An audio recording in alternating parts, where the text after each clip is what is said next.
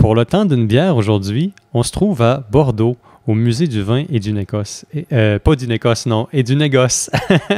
Quoique l'Écosse fait peut-être un petit peu partie du portrait. Non, c'est l'Irlande, je suis désolée. Voilà. Mais d'abord, je suis ici avec vous, Marie-Chantal. Vous êtes une experte sur le vin et vous avez écrit plusieurs livres sur le vin.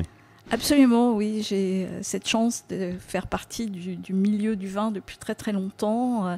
Mon grand-père était un vigneron du Médoc. Ma grand-mère était issue du milieu du négoce, du quartier des Chartrons. Et mon grand-père avait coutume de dire que je n'étais pas née dans une rose comme les autres filles, mais dans une barrique.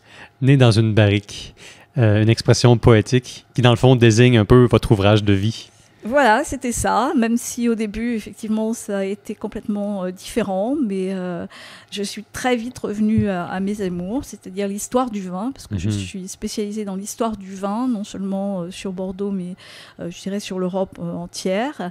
Et puis, ce vin que j'ai toujours rêvé de faire et qu'à mon âge... les femmes n'avaient pas le droit de rentrer dans les chais, donc voilà, il a fallu que je cherche autre chose. Il a fallu que le temps passe pour que vous puissiez embrasser votre vocation pleinement, finalement. Pas vraiment, puisque je n'ai jamais fait de vin et c'est un petit peu mon regret, mais au moins créer, parce que c'était ce qui était dommage à Bordeaux, qui est une ville quand même qui s'est toujours orientée sur le négoce du vin. Il n'y avait rien qui était consacré justement à ces grands négociants qui avaient fait le commerce, la réputation des vins de Bordeaux. Et parlons-en justement de Bordeaux. Pouvez-vous nous expliquer un peu quel rôle le vin a joué dans l'histoire de votre ville? Alors, le vin, je dirais, c'est d'abord une histoire de civilisation. On a eu l'influence, bien sûr, de la civilisation gallo-romaine. C'est comme ça que le vin est arrivé à Bordeaux. Et il ne faut pas oublier que, de toute façon, toutes les régions où on produit du vin sont des régions où il y a des grands fleuves qui ont permis le commerce et les échanges. Et en fait, c'est ça qui a donné cette force à Bordeaux, c'est d'avoir ces deux grandes rivières, la Garonne et la Dordogne, où les Romains, d'abord, ont pu venir s'installer, créer des villas, planter les premières vignes, et puis après, donc, ces deux rivières, eh bien, elles se rejoignent pour former l'estuaire de Gironde, et par cet estuaire, eh bien, c'était la route directe vers l'Europe du Nord, et vers l'Angleterre, vers ce qui deviendra l'Allemagne, les Pays-Bas, etc. Et c'est ça qui est extraordinaire dans l'histoire de Bordeaux, c'est que on a eu cette ouverture extraordinaire qui nous a donné cette force, qui nous a donné aussi, je dirais, ce caractère totalement cosmopolite au cours des âges, au Moyen-Âge notamment, du fait de nos 3 siècles sous la domination anglaise. Et puis après, avec le XVIIIe siècle, où là, ce sont des gens qui sont arrivés d'Irlande, qui sont arrivés de Hambourg, des pays hanséatiques en général, et qui ont commencé ce négoce du vin. Donc c'est ça qui est vraiment important, c'est que ça nous a ouvert des horizons absolument extraordinaires jusqu'au XIXe siècle vers l'Inde, avec ce vin qui a fait le succès de Bordeaux, qu'on appelait le vin retour des Indes. Le vin retour des Indes, oui. On l'a envoyé aux Indes, puis après ça, il revenait. Voilà, ça c'est une histoire très particulière, et j'y suis très attachée, puisque j'ai écrit un livre là-dessus.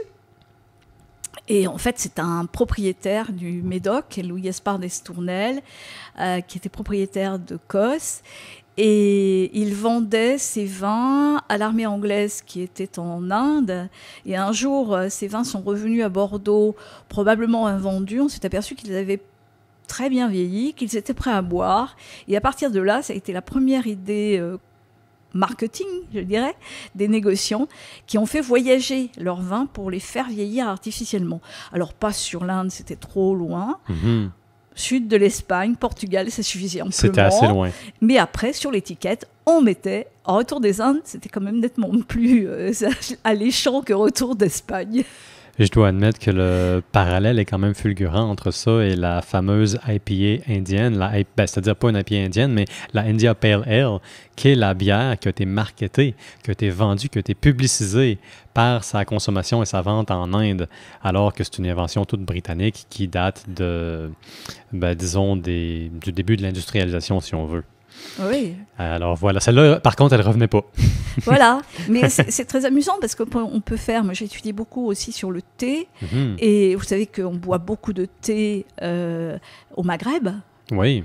Ça, c'est tout simplement parce que les Anglais qui n'arrivaient plus à vendre leur thé sur les pays qui, petit à petit, avaient des guerres, etc., ils ont inondé le Maghreb avec leur thé, tout simplement, et c'est devenu quelque chose de totalement traditionnel au Maghreb, avec le thé vert à la menthe. Donc, c'est une émergence anglaise. Et ça, c'était parce qu'il y avait pas de débouchés à cause de la guerre, si je comprends bien. Voilà, les guerres successives. Et d'ailleurs, c'est très amusant parce que dans l'histoire de Bordeaux, forcément, ici, on a eu une influence anglaise. Alors, c'est très amusant, on parle toujours de l'influence anglaise. On devrait parler de l'influence du nord de l'Europe. Ah, oui? Vous savez qu'au XVIIIe siècle, on avait autant d'Allemands qu'on avait d'Anglais ici. Dans à Bordeaux spécifiquement. À Bordeaux, oui, bien sûr. Mais le problème, c'est qu'on a eu beaucoup de guerres avec nos marchés traditionnels des vins de Bordeaux, donc les Pays-Bas, l'Angleterre, bien sûr. Et si vous regardez au Portugal, à Porto, c'est exactement la même organisation, parce que ces pays se sont intéressés à ces vins produits là-bas, puisqu'ils ne pouvaient plus venir chercher les vins de Bordeaux. Oui. Et ils les ont recréés à Porto, exactement ce qu'ils avaient créé à Bordeaux. Quand on parle d'organisation, est-ce qu'on parle de structure du marché? Est-ce qu'on parle de régime de propriété? Non, ça c'est le négoce par lui-même qui a été... Il faut reconnaître que jusque dans les années 1950, c'est le négoce qui va faire le vin de Bordeaux. Les propriétés vendaient en vrac leurs vins aux négociants qui les élevaient dans ces quartiers des Chartrons, dans des caves comme on a ici au musée. On en avait partout dans le quartier. Parlons-en un peu du quartier des Chartrons. C'est là où est-ce que j'ai le bonheur d'habiter pour les prochains jours durant ma petite balade en France.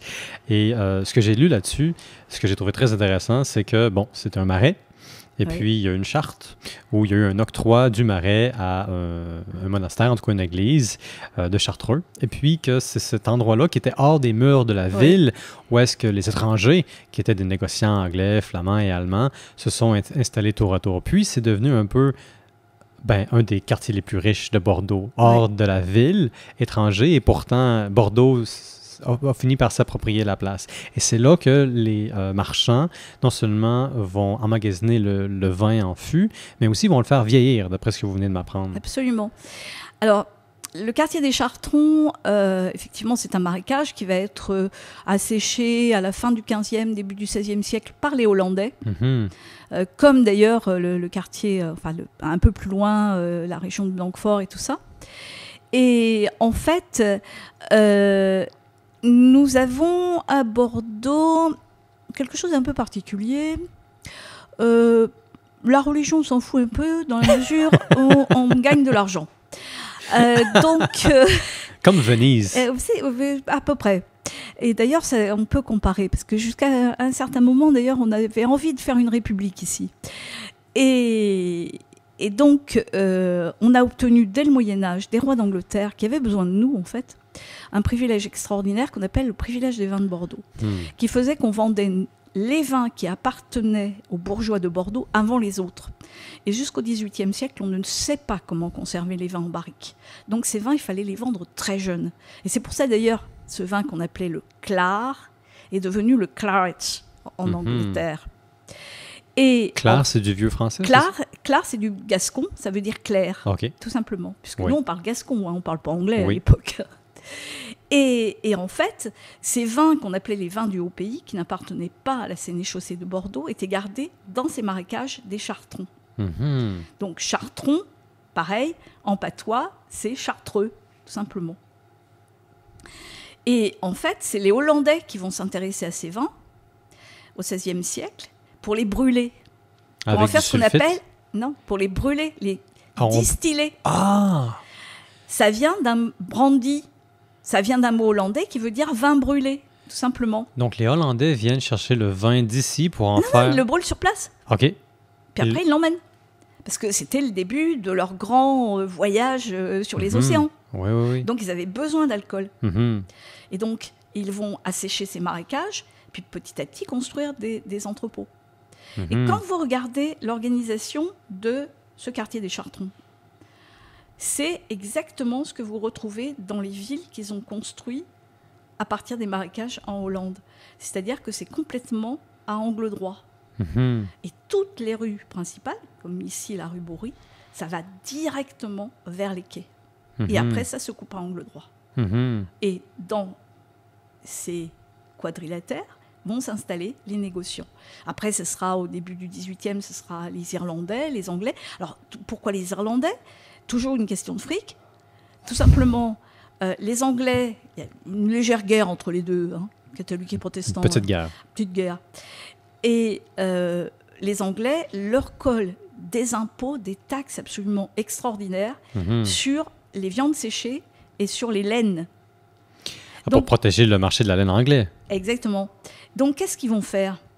Ils vont envoyer tout ça sur Bordeaux et nous, on envoie notre vin de l'autre côté.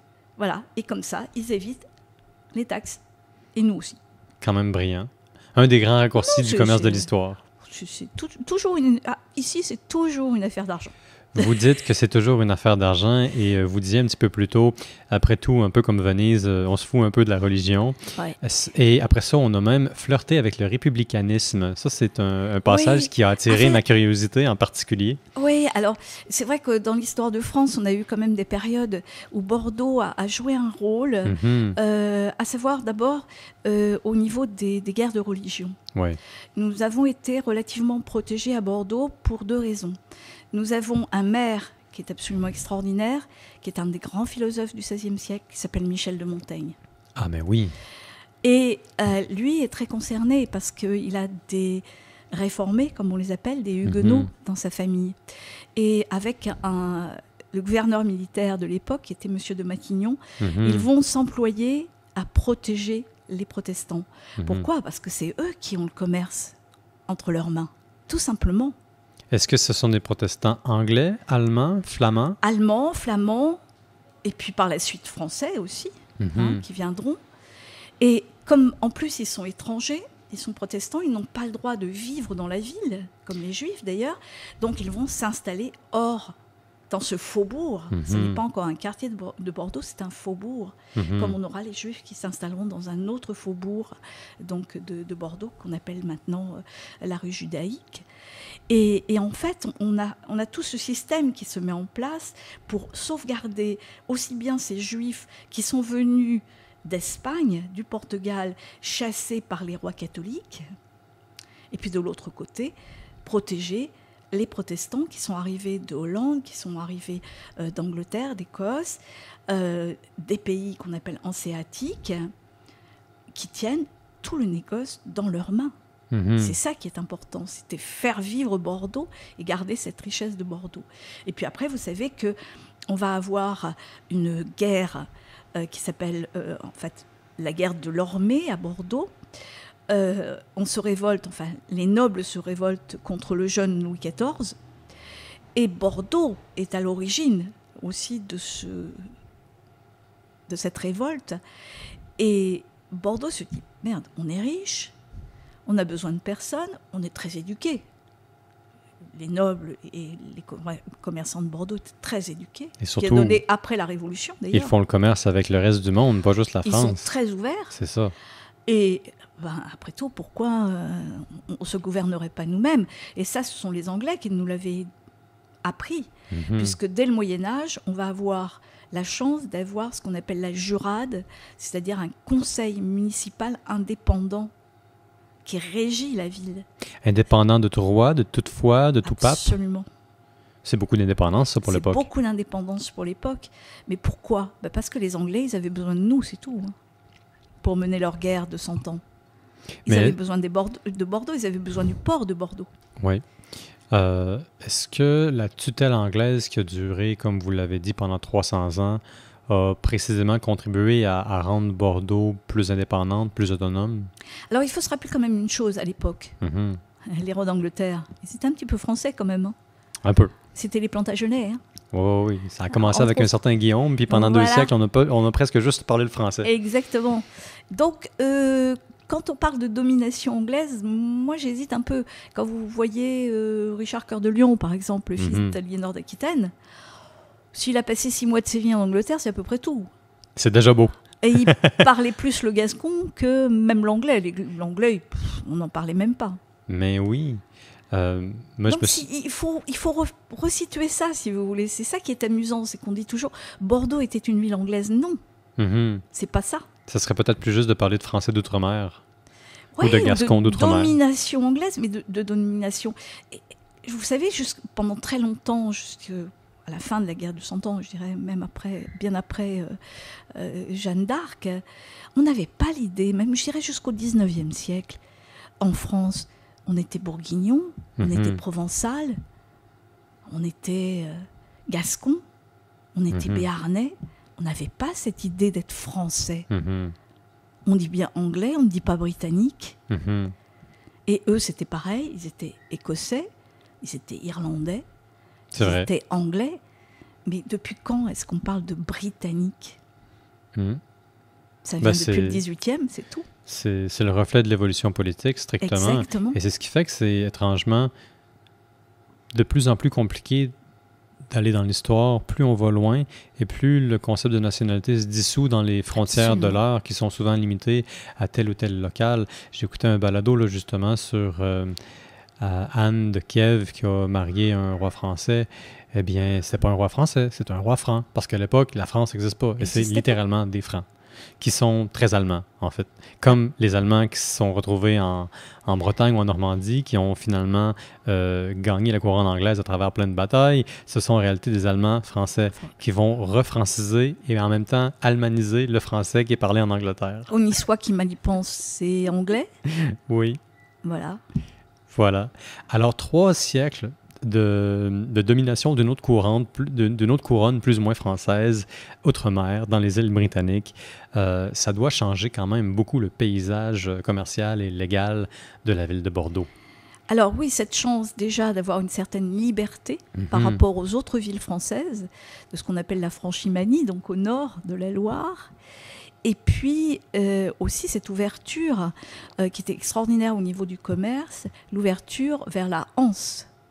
La Ligue hanséatique? La Ligue hanséatique, puisque Londres est un des comptoirs principaux de la Ligue hanséatique.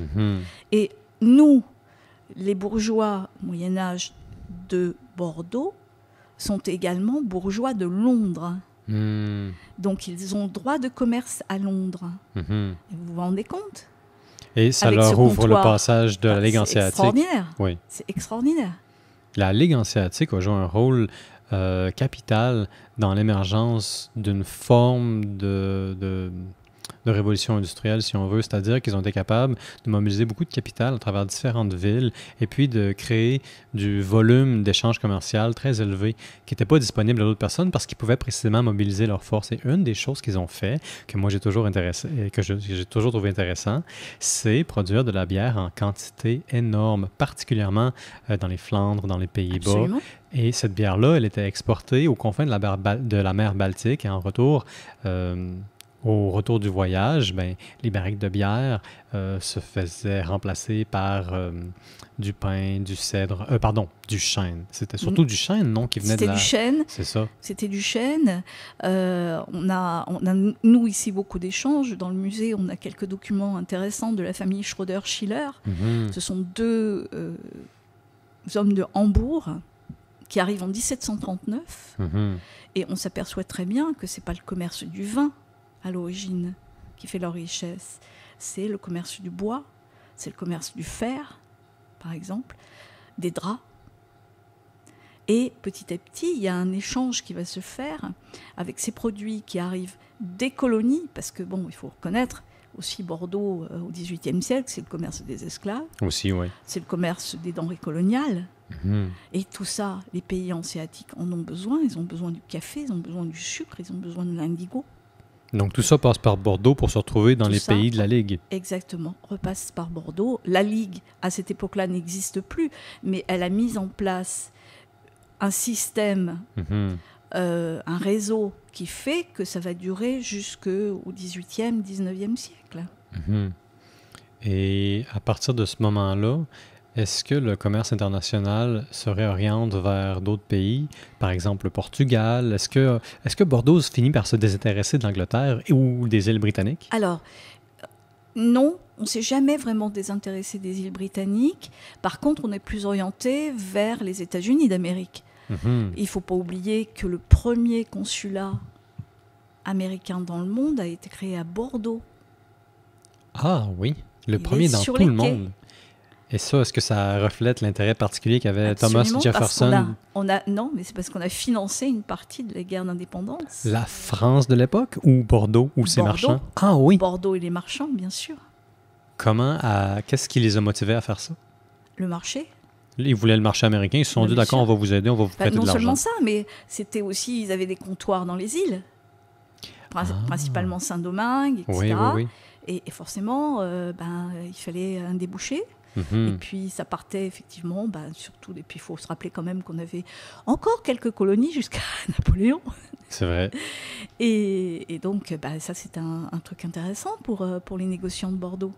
J'aurais jamais pensé avant de parler avec vous que Bordeaux avait eu un rôle à jouer dans la guerre d'indépendance américaine. Lafayette est parti de Pauillac. Et Pauillac, c'est pas très loin de Bordeaux? Non, c'est dans le Médoc. Ah, ben oui. Parle-moi un petit peu du Médoc.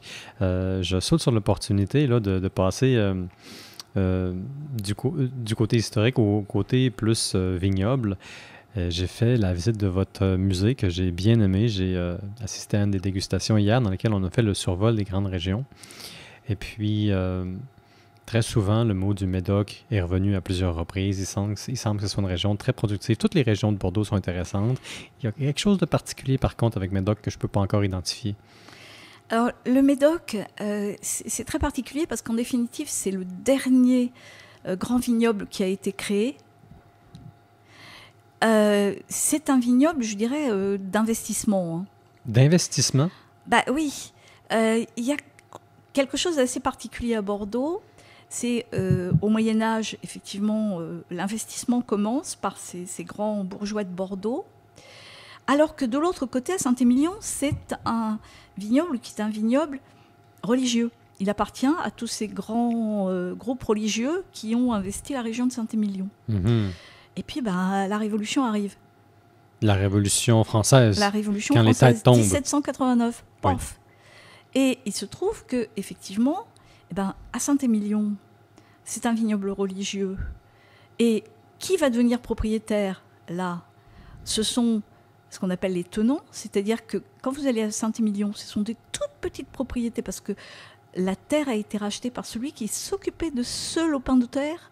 Donc on a des moyennes de 5 hectares, 5-7 hectares. Et puis par contre, de l'autre côté, dans le Médoc vendait ses vins produits donc, dans des propriétés qui appartenaient aux nobles et aux grands bourgeois de Bordeaux qui ont intérêt à s'escaper très vite s'ils veulent garder la tête sur les épaules à la Révolution. Eux, ils vendaient en vrac aux négociants du quartier des Chartrons. Ces négociants se disent « Ouh, les propriétés elles sont à vendre, on les achète !» Mais ils ont acheté toute la propriété. Donc quand vous allez dans le Médoc, maintenant vous avez des grandes propriétés. Ça a été consolidé. Bien sûr. Grâce à l'accumulation de capital. Bien sûr. Et puis ils se disent qu'est-ce qu'on va faire? Notre propriété, il faut lui donner un aspect un petit peu plus prestigieux. Il faut construire un château. Pourquoi on appelle nos châteaux, nos vins, nos propriétés? Parce que les richissimes de Bordeaux se sont dit on va s'acheter des châteaux. Et quand vous allez dans le Médoc, c'est pas des châteaux comme dans la Loire, hein, c'est des châteaux très récents, du début du 19e. Et voilà comment ça va commencer. Et puis quand un certain Napoléon III demande à la Chambre de commerce de Bordeaux en 1855 de classer les vins de Bordeaux pour son exposition universelle, il demande ça à la Chambre de commerce de Bordeaux, dont font partie tous les négociants des Chartrons. Vous croyez qu'ils vont aller classer les vins de Saint-Émilion? Ils vont classer leurs vins à eux. Ben voilà. Et ça explique le fait que c'est surtout des vins du C'est Médoc des vins du Médoc qui sont classés. qui se sont retrouvés finalement à l'exposition. Voilà. C'est pour ça que c'est devenu la région emblématique, avec Saint-Émilion aussi. Mais c'est quand même le Médoc qui devient la région emblématique. Parce que c'est là qu'on va pouvoir faire des investissements, que ces négociants qui ont de l'argent vont pouvoir faire des investissements dans leur propriété. Donc c'est là qu'il va y avoir les grands effets des technologies nouvelles. C'est là qu'on va commencer vraiment à pouvoir lutter contre le phylloxéra, par exemple, à la fin du 19e siècle. J'allais vous en parler du phylloxéra. C'était pas ma prochaine question, mais c'était ma 2e ou 3e question. Là. J'en avais plusieurs dans le pipeline. Et donc, si je comprends bien, les marchands de Bordeaux flairent une opportunité et la saisissent à 2 mains. Bien sûr. Donc, ils achètent, ils le consolident, ils le réinvestissent. Ils ont des innovations, ils ont des économies de marché, des économies d'échelle plutôt, parce qu'ils possèdent maintenant le Médoc et qu'ils le vendent. Ensuite, j'imagine que ça leur fait des économies de coûts. Et puis ensuite, est-ce que ça veut dire que c'est une région qu'ils vont privilégier par opposition aux autres régions de viticulture de la région de Bordeaux? Alors, ça n'est pas le problème. Je dirais qu'il faut bien se rappeler qu'à Bordeaux, donc, on a toujours ces 2 grandes rivières qui vont décider de l'histoire et qui vont décider aussi du commerce. Ah oui. À savoir qu'on a la Garonne, la Dordogne, qui sont des rivières très larges, soumises à la marée. Donc même si nous avons d'un côté comme de l'autre des histoires qui remontent à l'époque gallo-romaine, on n'a jamais pu construire de pont sur ces rivières jusqu'au 19e siècle. Ah, oui. Donc on a bien un marché pour les vins qu'on appelle de rive droite, produits autour de Libourne, sur la Dordogne, et un vin de rive gauche avec un marché. Et là, c'est autour de Bordeaux. Et on a toujours eu ces 2 entités très très particulières de rive droite et rive gauche, avec des marchés différents, avec des négoces différents. Donc le négoce de Bordeaux ne s'occupait absolument pas des vins de rive droite. Cela était vendu par les négociants qui s'étaient installés à Libourne, venant du centre de la France, les Janouex, les Mouex, les Guiraud. Là, vous n'avez pas de vin de nom étranger pour les négociants. Ici, vous aurez les Schroeder, les Schiller, les Barton, on ne dit plus Barton, les Loton, etc. Donc, il y a 2 mondes différents qui ne se côtoient pas pratiquement jusque dans les années 1950. Donc, en 1950, si je comprends bien, une fois que le premier pont ou le 2e pont, ou en tout cas les ponts sont bel et bien construits, comment va se passer l'intégration des 2 mondes du vin qui entourent Bordeaux? Parce qu'il y a une chose qui va apparaître, alors qui est apparue avant, c'était en 1924. Il va y avoir un bouleversement dans le négoce fait par un certain monsieur Philippe de Rothschild. Il décide de mettre ses vins en bouteille au château. Plutôt que par l'intermédiaire? Exactement, plutôt que par... Parce qu'il en avait ras-le-bol de trouver dans le monde entier des vins de Mouton Rothschild qui n'étaient pas les vins qu'il avait produits, parce qu'ils faisaient leur petit mélange, les négociants, ils ne se gênaient pas. Ouais. Et donc, il décide que tous les vins de Mouton Rothschild seront embouteillés au château de façon à assurer que c'est bien les vins qu'il a produits. Et pour être bien certain, le Mouton Rothschild, ça, c'est un des vins les plus prestigieux, si on veut. C'est un premier grand cru classé. Et donc, en 1950, c'est là que, enfin dans les années 1950, c'est là que va se faire ce basculement. C'est-à-dire qu'à partir de là, beaucoup de propriétés du Bordelais ont dit « pas bien, nous on veut que notre vin soit identifié, donc on le met en bouteille. Vous les négociants, vous nous achetez des bouteilles. » Donc on se retrouve avec 2 catégories. Je ne parle pas de qualité, je parle de style. On aura les vins de propriété avec sur l'étiquette mise en bouteille au château, et vous aurez les vins de négoce qui sont faits comme au XVIIIe siècle où les négociants vont acheter en vrac dans différentes appellations et dans différentes propriétés. Donc on va avoir des métiers qui sont complètement différents à partir de là, et c'est là que le mélange va se faire, parce que un négociant de Bordeaux, même s'il est plus spécialisé sur les vins de rive gauche, va commencer à s'intéresser aux vins de rive droite, parce que il a un marché, et puis il faut qu'il amplifie sa gamme aussi. Et à partir de là, oui, on a cette évolution qui va se faire sur le marché des vins de Bordeaux. Avec l'intégration des marchés à cause des ponts et puis aussi Voilà, à cause de... parce que effectivement le métier va changer. La propriété met en bouteille au château, il va falloir faire avec. C'est-à-dire que les négociants ne peuvent plus acheter vraiment en vrac comme ils le faisaient avant. Donc ils achètent des bouteilles, ils vont acheter dans plusieurs appellations, dont les appellations de rive droite ou pour les autres, les appellations de rive gauche. Et est-ce que ça veut dire qu'à cette époque-là, une fois qu'il y a l'intégration des deux rives, si on veut, les négociants, surtout par exemple les négociants dont on parlait tout à l'heure de Chartron, est-ce que ça veut dire qu'ils arrêtent de faire vieillir dans leur cave? Alors, il y en a encore qui font vieillir dans leur cave, mais très peu. Et puis, il faut bien reconnaître une autre chose, c'est les technologies, les transports. Avant, ça se faisait par la mer. Les quais étaient couverts de barriques. Et effectivement, on avait ce qu'on appelle des camions à l'époque. Les camions, c'est des charrettes avec des roues très basses et sur lesquelles on peut charger en fait les barriques. Tout ça, ça pouvait amener les barriques dans ces petites rues étroites. Le jour où on a commencé à expédier par avion, par le train, etc., faites venir un camion de 12 tonnes ici dans la rue Bory, vous ne pouvez pas. Ouais. Et là, ils ne pouvaient plus faire vieillir, ça ne correspondait plus à rien. Et puis, ils ont été obligés d'aller s'installer ailleurs. Hein. Mais une question très naïve comme ça, très naïve, là, j'insiste sur le mot très. Est-ce que les rues étaient plus grandes dans le temps? Non, pas du tout. Pas du tout. Pas du tout. Il fallait juste que je le sache. Alors ça, c'est parce que j'imagine le camion de l'époque versus le camion d'aujourd'hui. Alors, les camions de l'époque, je vous dis, c'était des charrettes à chevaux avec des roues qui étaient très basses. Oui. Et en fait, celui qui va tout changer ici, c'est Haussmann, dont on connaît beaucoup plus le nom à Paris, puisqu'il va être préfet de Bordeaux au XIXe siècle, avant d'être préfet à Paris.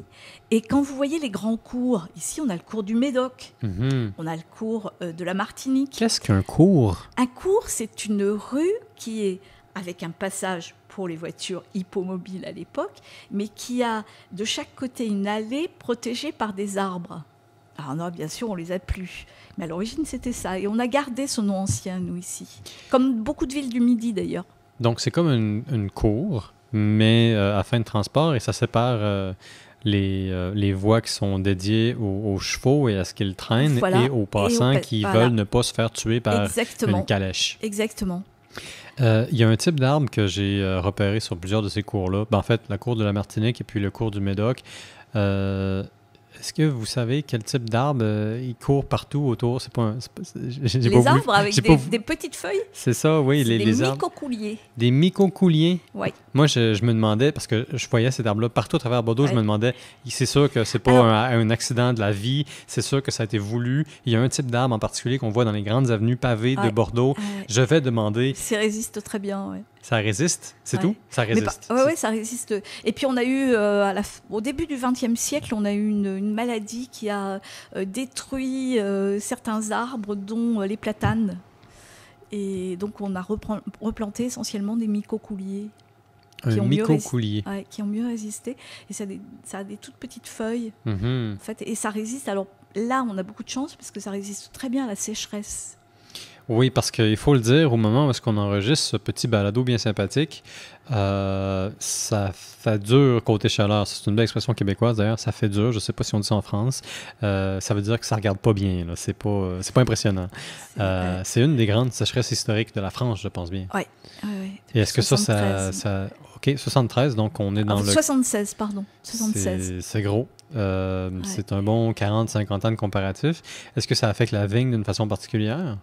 Alors, en l'occurrence, vous savez, on dit une chose, pour produire un grand vin, la vigne doit souffrir. Ah mon Dieu! Donc, on la plante dans des sols qui ne sont pas terribles, où en général, on ne plante rien d'autre, surtout pas des céréales. On la taille sévèrement. On lui enlève des grappes, on lui enlève des feuilles, enfin bon, on lui fait plein de misère. Mais là, il se trouve que les misères, elles les collectionnent. Hein. Alors, le problème, c'est que toute végétation, là, vous allez dans la campagne, par exemple, vous voyez une chose qui est assez extraordinaire, c'est qu'avec la sécheresse, tous les arbres ont des feuilles qui sont déjà jaunes. L'arbre, toute végétation va réagir comme s'il y avait un stress hydrique, donc comme s'il y avait un gel. Là, toute la sève redescend. Donc, on arrête l'activité de croissance. Voilà, exactement. Et donc, là, la sève ne va pas alimenter les raisins, les grains qui ne grossissent plus, qui sont, comme on dit dans notre langage, schrunkés.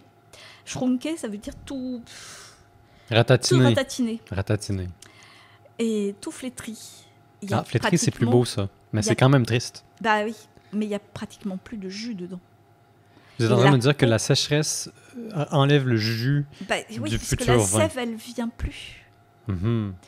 Et là, il faudrait une pluie pour qu'effectivement, ça regonfle. Mais la pluie amènera peut-être aussi les maladies avec. Donc, c'est l'un, c'est l'autre, on ne sait pas. On ne sait pas ce que donnera ce millésime pour l'instant. C'est un équilibre précaire, si je comprends bien. C'est très, très difficile. Mais vous savez, là, il faut qu'on s'y habitue. Ça fait quelques années qu'on n'a quand même pas ces grandes sécheresses, mais qu'on voit qu'on a une évolution. Or, qu'on le veuille ou non, on ne veut pas produire forcément les vins qu'ils produisent en Espagne. Ils sont très bien, hein, les vins de la Rioja, moi j'adore. C'est pas vraiment ce que je veux produire à Bordeaux. Quelle est la grande différence pour quelqu'un qui vient comme moi du Canada, où est-ce que les vins goûtent très certainement... Le degré d'alcool déjà. Alors le degré d'alcool est... nous en général, ça tourne autour de 13. Sur un vin de la Rioja, ce sera plutôt 14,5. Donc plus alcoolisé parce qu'il y a plus de sucre? Oui, bien sûr. C'est plus gorgé de sucre. Ça sera un petit peu comme les vins de Côte-du-Rhône, par exemple. Et puis le cépage, c'est pas du tout le même cépage. Et puis nous, on veut pas utiliser les cépages qu'ils utilisent eux. Et donc, on doit travailler, l'INRA travaille là-dessus, à trouver des porte-greffes qui puissent résister à des grandes sécheresses, qui puissent s'adapter. On a noté qu'on vendange de plus en plus tôt, par exemple, pour justement ne pas aller jusqu'à ce qu'on appelle la maturité phénolique, c'est-à-dire jusqu'à la maturité du pépin à l'intérieur. On ne veut pas que le pépin soit mature? Non, parce que ça va engranger, si on va jusque-là, ça engrange plus de sucre. Je comprends. Donc ça donne plus d'alcool. Et la peau sera de plus en plus dure, de plus en plus épaisse. Et ça, c'est pareil. Si on a des peaux qui sont trop épaisses, on va avoir des tanins qui sont beaucoup trop agressifs. Parce que le tanin, merci. Parce que le tanin se trouve dans la peau. Bien sûr. Enfin, dans la peau. Pas seulement dans la peau, mais principalement dans la peau. Et ça, c'est une question que ceux qui connaissent beaucoup, beaucoup mieux le vin que moi, c'est-à-dire la grande majorité des gens, vont peut-être trouver un peu naïve, mais est-ce que c'est pas le tanin qui donne la coloration rouge? Non, ça, ce sont les anthocyanes. Les anthocyanes. Oui. Qu'est-ce que sont les anthocyanes? Les anthocyanes, c'est un des oligo-éléments contenus dans le vin. Il y en a à peu près 300. Et c'est les anthocyanes qui donnent la couleur. J'ai assisté à une de vos dégustations tantôt dans laquelle vous disiez, si je ne m'abuse, qu'un vin pour vieillir a besoin d'oligo-éléments. Bien sûr. Est-ce que le tanin en fait partie? Il en fait partie, comme les anthocyanes, comme différents éléments. Un vin, contrairement à un alcool, dans la bouteille, il est vivant. Votre bière, elle est vivante dans la bouteille. Oui, tant qu'elle reste un peu de levure, cette levure-là, elle va manger tant qu'elle le peut. Exactement, elle est vivante. Un alcool, il est mort, il est distillé. Comme par exemple un spiritueux, en fait. Voilà, ce qui est au-dessus de 30%, vous pouvez être sûr que c'est mort. Un cognac, il est mort. Ouais. Voilà, il va pas, on peut le mettre, il va se colorer si on le met dans du bois, etc. Ouais. Mais on peut le garder 100 ans, il ne bougera pas. Il va se colorer, simplement, il va prendre les tanins du bois, mais c'est tout. Mais lui, il est mort. Un vin, il respire, il est vivant dans la bouteille. C'est pour ça qu'on utilise des bouchons de liège pour les vins rouges. Parce que par ce liège, le vin va respirer. Et plus vous avez d'oligo-éléments dont les tanins et les anthocyanes, et plus votre vin il va pouvoir se nourrir, donc il va pouvoir vieillir. Donc si c'est un vin qui a une structure très légère, avec pas beaucoup de tanins, parce que c'est pas obligatoire d'avoir des tanins pour être un bon vin. Et dans ces cas-là, vous aurez un vin qui va durer 2-3 ans. C'est tout, qui sera très agréable, qui sera ce qu'on appelle un vin de soif, que vous buvez très rapidement. Par contre, un vin comme un vin du Médoc, comme un vin de Saint-Émilion, qui sont des vins de vieillissement, qui sont des vins qu'on va garder longtemps dans votre cave, ben là, il faudra faire attention. D'abord, le type de vin, mais aussi l'année, parce que chaque année est différente. Et c'est pas l'alcool qui va permettre de vieillir, c'est effectivement ces tanins qui sont contenus non seulement dans le fruit, mais aussi dans la barrique. Ce sont tous ces éléments qui vont permettre au vin de vieillir correctement. Tout ça me rappelle votre dégustation à laquelle j'ai assisté, que j'ai bien aimé d'ailleurs, dans laquelle vous avez fait goûter du claret. Du clairet, pardon. Et le clairet semblait être l'alcool, ou plutôt le vin de prédilection de la cour anglaise. Absolument. Sous le nom de claret. OK, alors en Angleterre, on appelle ça claret. Et en France, du clairet. C'est le clairet. Alors, est-ce que c'est bien, Oui, bien le cas? absolument. La couronne anglaise préfère le clairet, et puis il y a 2 ans maximum, parce que le clairet ne se garde pas au-delà de 2 ans, c'est-à-dire goûte beaucoup moins bon. Absolument. Alors, c'est très amusant parce que claret, en fait, vient de clar, qui veut dire clair en patois. Nous, on parle gascon. En gascon. Voilà. On parle gascon. Donc, clar, ça donne claret après chez les Anglais. Et quand vous demandez dans un restaurant un claret, on vous apportera un Bordeaux. Donc, ils ont gardé ce nom, même si effectivement, ce sont les vins qui maintenant sont passés en barrique, puisque cet élevage en barrique il ne date que du XVIIIe siècle. Avant, on ne savait pas. C'est les Hollandais, là encore, qui vont nous apprendre à utiliser le soufre pour aseptiser les barriques. Tantôt, j'ai fait une erreur, je parlais de sulfite, mais je voulais dire soufre. C'est soufre. C'est totalement différent. Oui, j'imagine. La sulfite, est-ce que ça aide pas à arrêter la fermentation? Absolument, voilà. Okay. Et après, vous avez le soufre, donc, qui est un élément qui va être utilisé à titre gazeux. C'est-à-dire qu'en fait, on va brûler une mèche de soufre à l'intérieur de la barrique, qui va être aseptisée quand la fumée va se disperser dans les pores du bois. Mais vous n'avez aucune trace, pratiquement, après, puisqu'on la rince, et c'est bon. Vous pouvez remettre votre vin pendant 3 mois. Remettre dans le sens... Vous pouvez le remettre dans la barrique. Ah, d'accord. Vous pouvez aller, hop, vous remettez votre vin.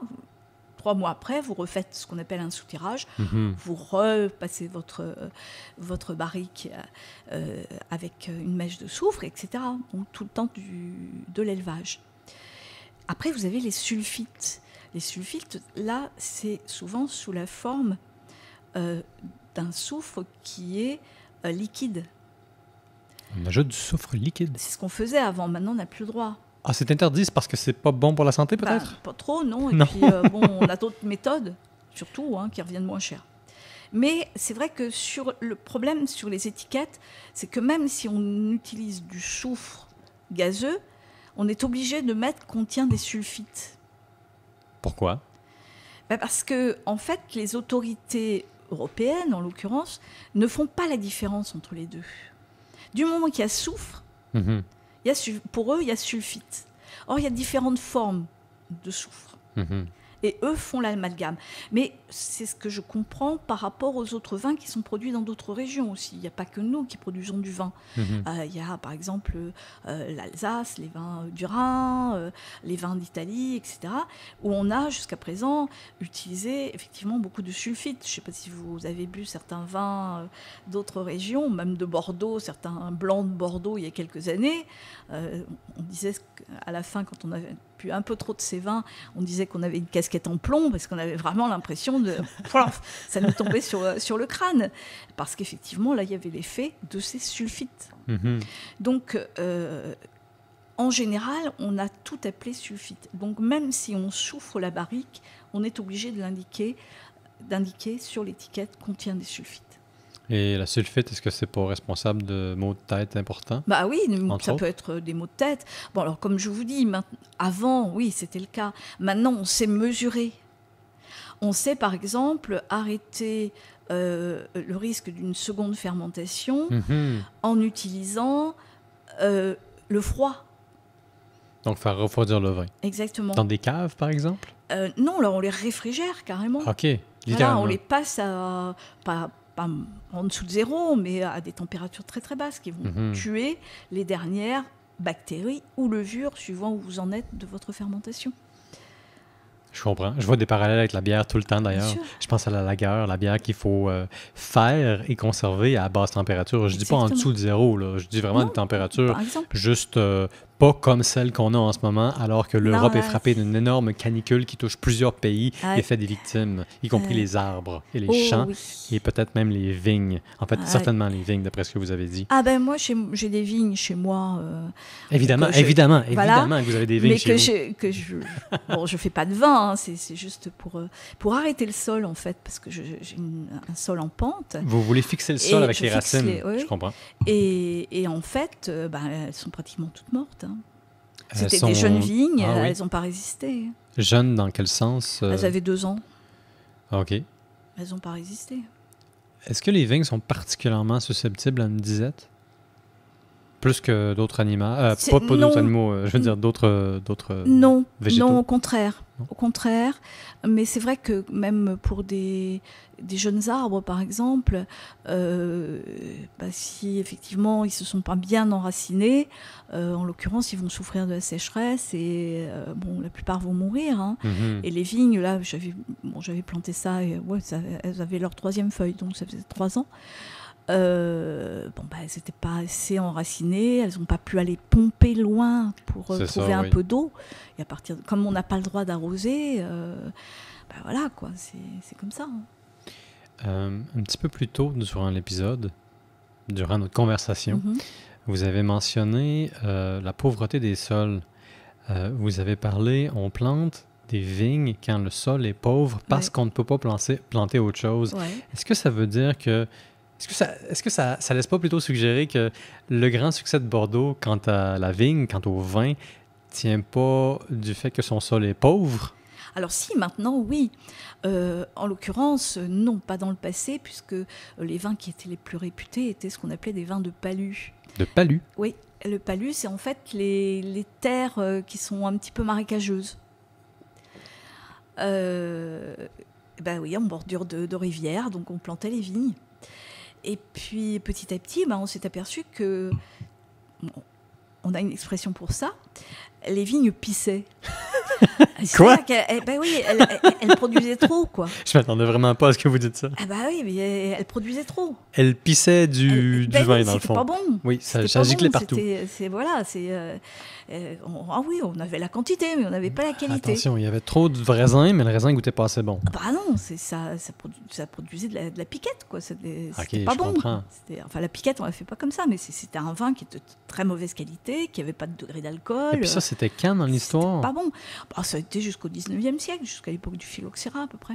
Fait qu'il y avait beaucoup de très mauvais vins produits à Bordeaux jusqu'au phylloxéra. Attendez, il faut pas non plus dire que Bordeaux... Alors, c'est vrai qu'à Bordeaux, il y a toujours eu ce vin de masse, je dirais, très souvent qui était envoyé d'ailleurs pour distillation, des vins qui étaient des vins de...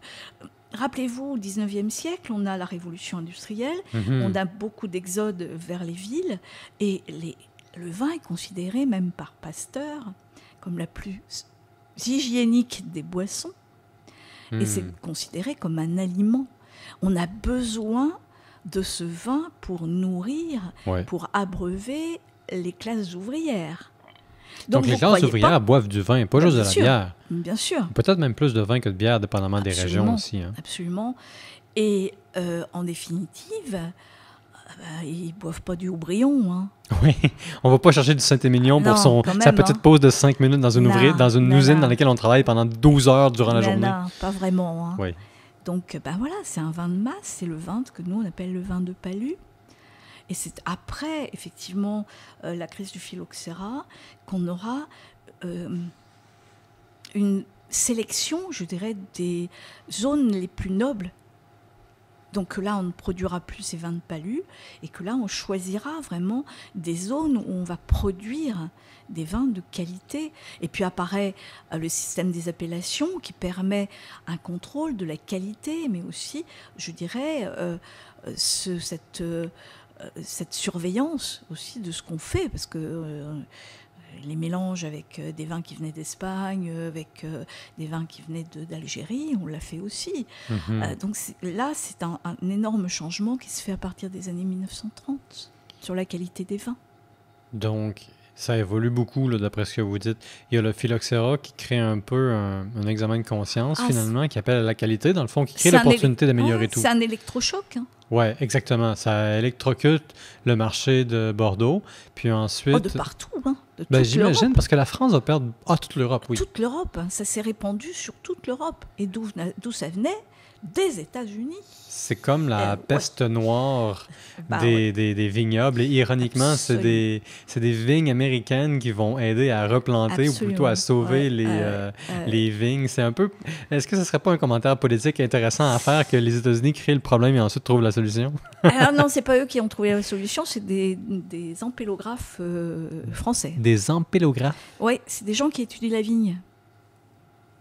C'est un mot que je ne connaissais pas avant, mais j'imagine qu'évidemment, la France doit avoir un métier qui se spécialise dans l'étude de la vigne. C'est ça. C'est des ampélographes qui s'étonnent qu'effectivement, les vignes, parce qu'on a fait venir ce qu'on appelle des vitis labrusca des États-Unis, qui produisaient beaucoup de raisins. C'est à l'époque de cette révolution industrielle, pour produire, parce que ça produisait beaucoup de raisins, donc on pensait que ça allait produire beaucoup de vin. Bon, de peau, c'était pas la qualité, mais enfin bon, ça produisait du vin. Et puis nous, on avait ce qu'on appelait la vitis vinifera, qui produit effectivement du pinot, du chardonnay, etc. Donc les grands vins qu'on connaissait déjà. Et en fait, en important le vitis labrusca, on a importé la bestiole qu'il y avait dans les racines. Et cette bestiole-là mange... Phylloxéra. Le phylloxéra. Mais la labrusca résiste à la bestiole. Mais la vinifera, elle connaissait pas la bestiole. Et elle n'a pas résisté à la bestiole. Voilà. Mais la bestiole est toujours dans le sol. Hein. Elle n'est pas disparue. Ah non, elle n'a jamais disparu. Donc c'est pour ça qu'on a des vignes qui sont des vignes greffées. Alors bien sûr, on ne va plus chercher les racines aux États-Unis. Hein, maintenant. Parce qu'on a nos propres racines ici, là, en Europe. On a fait des clones. Mais en fait, ce sont des chercheurs de Montpellier qui se sont dit, merde, là, il y a quelque chose qui ne va pas. Là. Regarde, on a planté des labruscas, elles résistent bien. Par contre, l'autre, elle meurt à côté. Et si on essayait de les greffer toutes les deux? Et c'est comme ça qu'ils sont arrivés à trouver la solution. Et ce n'est pas les Américains qui nous ont apporté la solution. Mais par contre, là, les chercheurs français sont partis aux États-Unis en disant, il y en a qui sont intéressants, on rapporte et on étudie. Alors voilà, ça a été une équipe internationale finalement. Là, il y a eu plusieurs acteurs dans la résolution du problème. C'est leur vigne. Après tout, c'était eux qui nous avaient donné leur vigne, enfin qui nous avaient vendu leur vigne. C'est leur vigne qui nous a donné la solution. Mais par contre, le phylloxéra maintenant existe aux États-Unis alors qu'il n'existait pas avant. Depuis combien de temps? Depuis qu'ils ont fait qu'ils ont implanté ces cépages européens. Donc je dirais deuxième moitié du XXe siècle. Et puis ils n'ont pas fait gaffe au début et voilà quoi. Ça a été très très compliqué aux États-Unis d'essayer de faire pousser du vin. Il y a eu du vin dès le départ. Jefferson est un grand fan de vin européen. Absolument. Puis il y avait du capital à investir, donc il a essayé de faire des vignobles. Et puis, ça a été très difficile. La plupart des premiers vignobles, pendant la première centaine d'années de l'indépendance américaine, ont soit été assez déappointants, décevants, ou alors on produit peu de volume. Donc, on continuait d'importer surtout du vin de Madère, par exemple. Mais ils ne connaissaient pas encore le phylloxéra, mais ils avaient déjà le problème. Ouais. Mais il faut se rappeler quand même que la Californie, qui était espagnole, les missionnaires, ils avaient amené le vin. Hein. Oui, parce qu'évidemment, les moines, ils ont du vin ou de la bière. Il leur faut souvent les deux, même. Oui, c'est possible. Plus au fromage. On a une belle palette. Voilà. Alors voilà, on a ensemble voyagé à travers l'histoire non seulement de Bordeaux, mais du vin et en un peu celle du monde, parce qu'on a parlé de Napoléon, et puis on a parlé de l'époque romaine, et puis on a parlé des marécages et des chartreux et des chartrons et de beaucoup de choses. Pour le temps d'un verre, normalement c'est le temps d'une bière dans l'épisode, mais pour le temps d'un verre, Allez, ou on deux va pour moi, lever nos verres. on va lever nos verres et je vais vous dire un grand merci. Merci à vous, surtout d'être venu nous voir. Ça me fait un grand plaisir. Et puis en espérant que vous aurez l'occasion de revenir nous rendre visite, on a plein de choses à découvrir à Bordeaux, pas seulement les vins. C'est mon prochain on a objectif. aussi les bières. Voilà. Donc, et les gins et les whiskies. Ben oui, j'ai vu ça justement. Vous avez beaucoup de gin ici à Bordeaux et la microbrasserie est en pleine explosion. Absolument. Et vos vins se portent très bien. On est loin du phylloxéra. Oui, absolument. Et on essaye de les maintenir. Oui. Vous savez, Talleyrand disait, c'était quand même un de nos grands politiciens, quand il allait à un congrès, le congrès de Vienne entre autres, il amenait toujours des vins. Mm-hmm. Et il servait donc à ses invités. Et il disait toujours, un vin, vous devez le regarder, vous devez le sentir, vous devez le goûter, mais surtout vous devez en parler. Ah oui. Je pense que Talleyrand était surtout un grand connaisseur d'hommes. Parlez-en bien, parlez-en mal, ou souvent, comme je dis sur le temps d'une bière, parlez-en malte, mais il savait en parler. Et grand amateur de femmes. Je n'en doute pas une seconde. Encore une fois, merci d'avoir été avec moi pour le temps d'un verre. C'est un grand plaisir. Pour ceux qui nous écoutent, n'hésitez pas à nous liker, nous écrire, nous offrir des suggestions. Et si vous avez vraiment aimé notre contenu, ben, abonnez-vous. Moi, je vous dis à la semaine prochaine.